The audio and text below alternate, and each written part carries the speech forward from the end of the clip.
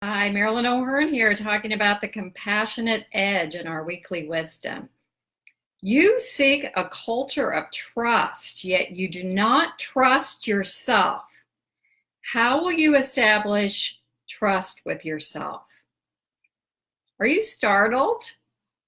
I delivered this compassionate edge, direct communication feedback to a leadership coaching client. She wanted to establish a culture of trust in her organization, and yet she wasn't following through with commitments to herself and living up to her own commitments. So, what made this direct communication feedback compassionate?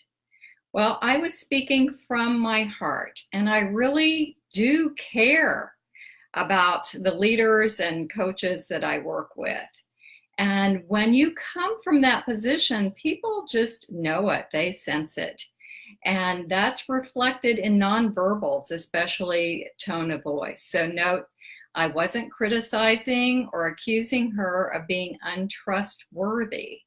And I've received feedback myself since my early 20s about my gentle strength, combining the lion and the lamb. So my coaching client's lack of follow through with herself was not only impacting her office situation, but it mirrored her personal struggle, which is not uncommon. So it shows up, what's going on in your life shows up in the workplace.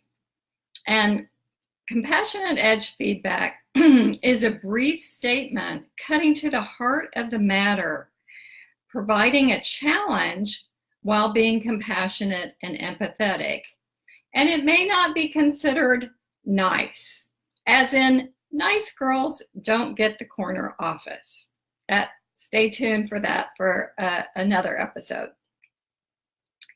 My executive leader team and coaches that I work with on their direct communication and feedback, in part, they're learning to pause and consider their audience and how their feedback might land before delivering it, keeping in mind cultural intelligence, the different cultural identities we have, and who we're communicating with, and how that impacts our communication and how it lands. So when is compassionate edge feedback given?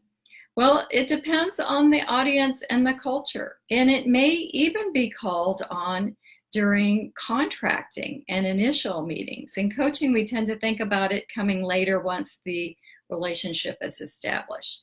But this was the case with this client who had the issue of people not following through on commitments in her office, which was mirroring what was going on with her. She first contacted me about coaching someone in the office to correct to them, work with them on their following through on their commitments. And I said, let's start with you first. As the leader, you're setting the tone.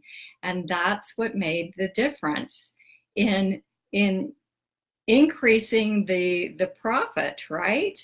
The profit and the trust.